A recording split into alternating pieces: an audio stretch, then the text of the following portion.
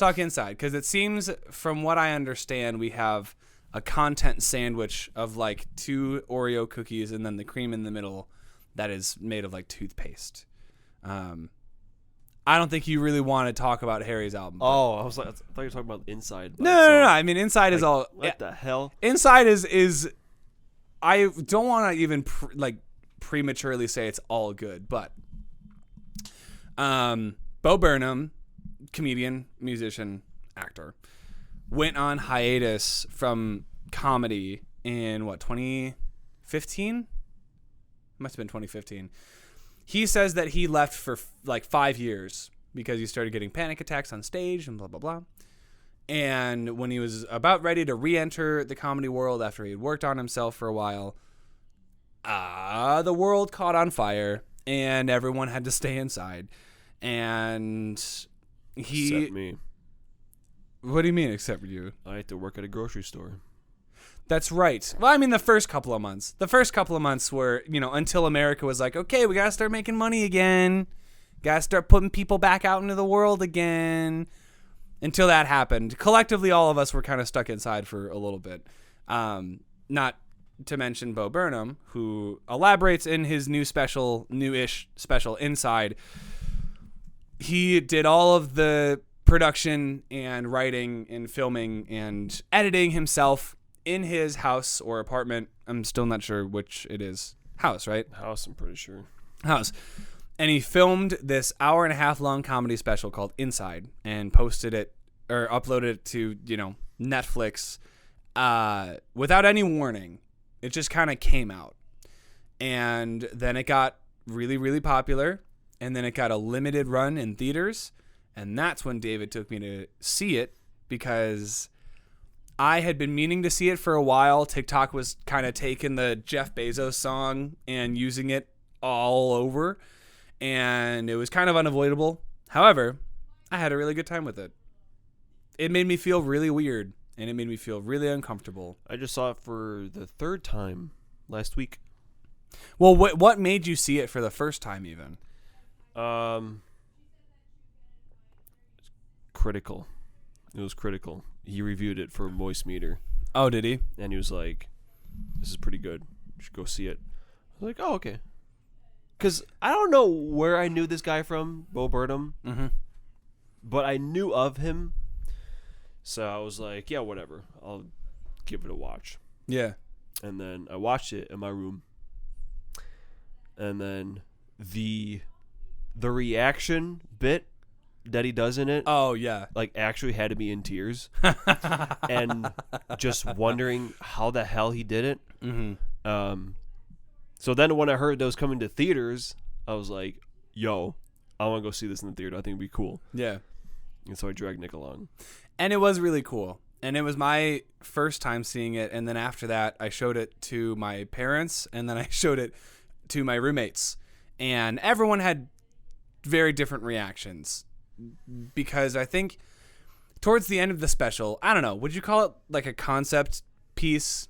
Because throughout the special, it's almost as if Bo is narrating or showing us what is going on inside his brain during the process of making this whole thing. And, a lot of the songs that it's mostly songs. Like there are a couple of bits in there where he's just talking and doing, but normally during his stand-up, that's sort of how it goes too. There's a lot more interaction back and forth when he's live and doing his other stand-up specials, which I guess all comedians do.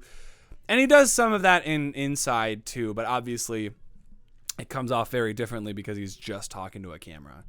And it's a super interesting dissection of not just the human brain under the stress of having to stay in the same place and not go anywhere for a really, really long time, but also being isolated and dealing with anxiety and depression and all of these things while still having to acknowledge your place in the world and your place in the entertainment industry and how, you're just, a lot of people see you as just a way to be entertained, while in your life it's I'm just a person existing and this is my job.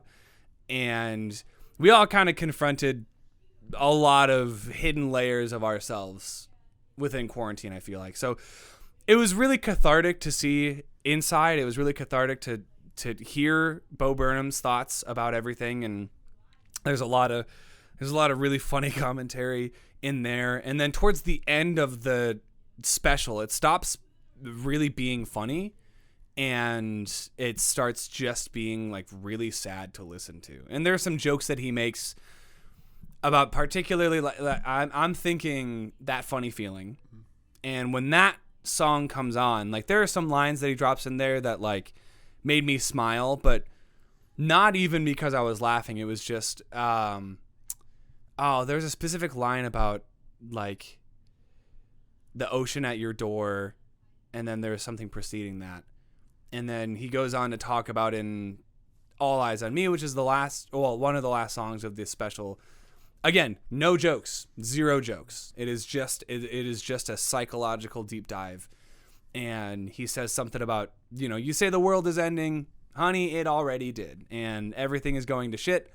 And I don't know. It's just there have been a couple of artists in the past few years that have kind of brought that specific subject to light in their content, but that's what Inside means to me. It's just a very interesting, cathartic experience because we were all feeling really weird things during quarantine. Some of us more than others, and it's just really nice to know even celebrities and these people that we put on these high pedestals aren't immune to all of that, despite all of the cringy, like when all of those celebrities sang Imagine, and they were like all off key, and like, all of the late night hosts doing their thing in quarantine and trying to make it work and make it funny, and some people succeeding, some not. I don't know. But what about you? Like, what?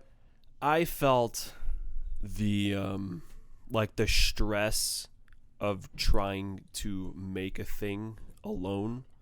Like the parts where there's a part where he's talking and he keeps messing up. Yeah. And he like slapping his knee or whatever, and he's like, God damn it. Uh-huh. And he gets so frustrated that he just cuts the camera. It's like, I've been there. Yeah. I've been there trying to get this thing done, and it's just not working to the point where you're just done. And several times he gives updates like in real time. He's like, I'm almost done with this thing, but if I'm done with it, then I have nothing else to do. Yeah. So I'm gonna keep working on it, and then eventually he's just like, I'm done with this. After like working on it for a year. So yeah, I feel like not to be that guy, because I don't want to get on any horses here, be them high or sober, but I think it kind of hits different for people who make content. Watching Inside kind of, because dealing with the anxiety and depression and all of these very real and valid terrifying feelings, being by yourself and having to deal with the COVID pandemic, those are all very real. It also, there's an extra layer to it for people who create and are expected to be entertaining through all of that, because shit like that happens, and all of a sudden, much like when we talk about Animal Crossing, we're going to probably talk about this a little bit too, all of a sudden we're all kind of looking for ways to escape what's going on, and we're looking for ways to keep ourselves entertained. And obviously everything sort of shut down, so people weren't making movies, people weren't making TV shows anymore, people weren't making music, and we had to figure out how to do it from home. And that whole process was very, very interesting. And obviously it still bleeds into today. Like, one of my jobs, I teach voice lessons, private one-on-one lessons, and I work through an office. And we had never done virtual lessons prior to the pandemic. So even now I have a number of students that I teach virtually, and not to kind of undermine how terrible, COVID is, but it did serve as inspiration for a lot of evolution, like collective steps forward. And I feel like by the end, you get to the end of Inside, it almost turns into like an art piece but it ends on kind of a hopeful note, like a pessimistic, hopeful note. Like the end credit song is called Any Day Now, and it could be like, any day now we're going to get to leave and go outside. Any day now, like the world's going to end and we're just going to die. And it's played like really happy, but I don't know. The last couple of songs in the special make you think otherwise. So it's a super interesting thought project. No, there's a phrase I'm looking for. Thought piece, thought something. No idea. I don't know. Will Bo Burnham ever do stand up live again? Who's to say? I would love to see him live, and I'm sure a lot of people would after the success of Inside, because, again, there were some songs that absolutely blew the hell up on TikTok that people discovered Bo Burnham through those specials, particularly younger people, I think, who weren't really around when he was still putting out specials, because I think his last televised special was like 2013. Something like that. So people that were born in like 2008 or 2009, they obviously weren't watching Bo Burnham. Oh, he directed 8th grade. That's where I knew him. That's why I knew him. Yeah. Yeah, and I still haven't seen 8th grade. That'll have to be its own episode. But yeah, he was also in Parks and Rec. That's right. As the child country star, singing about how, you know, you bring the beer, I'll bring the girls, the troops bring the freedom. Yeah. Oh my God, I love. He's such a smart guy, and I saw someone make the comparison. Do you know the comedian George Carlin? Yeah. Yeah. I think everyone does. Someone made the comparison between Bo Burnham and George Carlin at this particular point in his life, but you know, with the hair and the beard and everything, but also George Carlin, one of the most famous comedians of all time. He went on in his later years to write really poignant and thoughtful material about, because that's a big part of comedians and comedy is just commentary, and it's just in making this commentary under, you know, within the context of entertainment. And so George Carlin kind of broke these standards that had been set for comedy in a couple of ways. First of all, I mean, he you know, him and like Richard Pryor and like that generation of comedians just started like dropping like curse words all the time, because that was a very rare thing in like the 60s.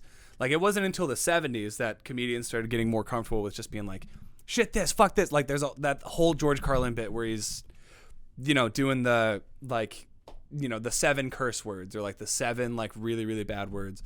And I feel like Bo is entering into that stage where he's just getting very, very philosophical, and you know, he's always been a smart writer, but now it's evolving and growing up just like along with him. So I would love to see him live, or see him at a panel or something and get to pick his brain, or hear him talk about stuff. But yeah, I was just super impressed with like what he can do himself. Like the bit where he's like playing inside. Oh yeah. Like that was just super well done. Really well done. And then even in the outtakes, there's like all those ads I thought were really smart. The Inside Cinematic Universe. Cause the outtakes, like that whole thing only aired on YouTube. So there are no ads during the entirety of the video, but he edited in what looked to be YouTube ads. And like he had like the first ad that popped up was like a video ad, and it had like the skip button on the lower right hand corner. Yeah, very, very good. And the Joe Biden song is also quite good. Yeah, the podcast bit I thought was really funny. And then like, you know, where he's like the panel, like the movie interview. Oh yeah, and yeah. it's just writer director Bo Burnham. He's like all of them at once. Mm-hmm. Just like really, really smart things like that. Yeah, and not to mention like the songs themselves. Like, yeah, Welcome to the Internet is always in my head, always stuck in my head. People like to say it kind of sounds like a Disney villain that won, like that kind of vibe. Yeah. Yeah, the Bezos songs, problematic. I don't think there's a single miss on. Honestly, between the outtakes and the actual special, I don't think there's a single song that I'm like, I don't like this. Not don't like, but there's still whatever. The last song I played at Discount Tire was Goodbye. Oh, dude, yeah, that's good. And content I like.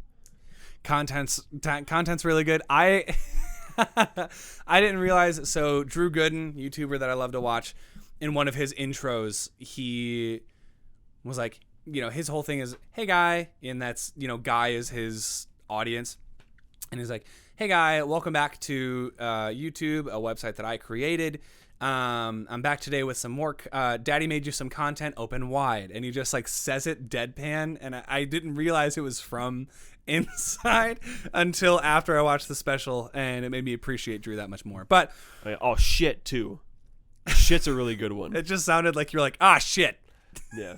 I feel like shit. Big old motherfucking duffel bag of shit. Ow.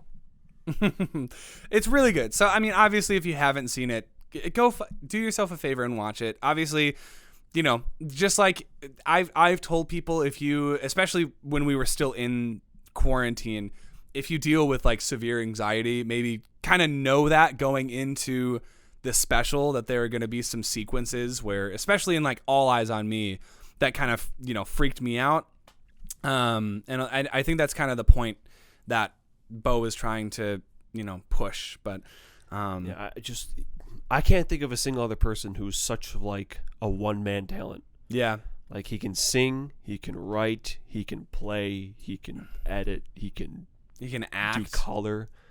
Like fuck, I think there was someone helping with the color grading, but like the lights and shit all in the background, like that's all just him. Mm-hmm. Crazy. Yeah. So the outtakes are free on YouTube. You can watch them whenever. Definitely check those out. And I'm looking forward to what Bo has to offer in the future. Or if he retires tomorrow, that's cool too. He gave us probably one of the best singular comedy specials I think that has ever been put to film. So good job there, buddy.